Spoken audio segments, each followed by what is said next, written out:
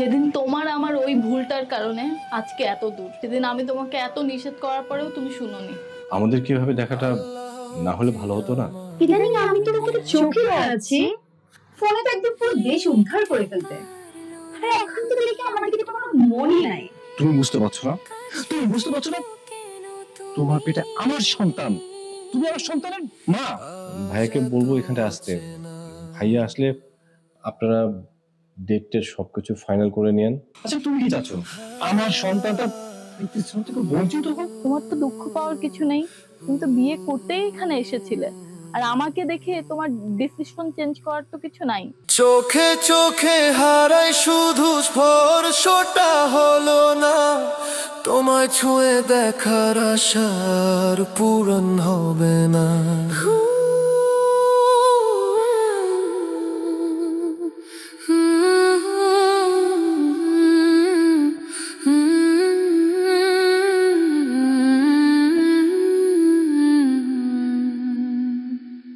আল্লাহ কি আমাদের মিলন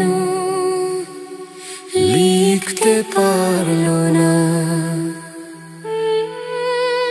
কাছে থেকেও কেন তুমি আজ এত চেনা। তানিয়া, আমি স্বীকার করছি, সামান্য স্বীকার করছি, আমি তোমাকে ভালোবাসি। সেজন্য তুমি আমাকে ক্ষমা করে দাও।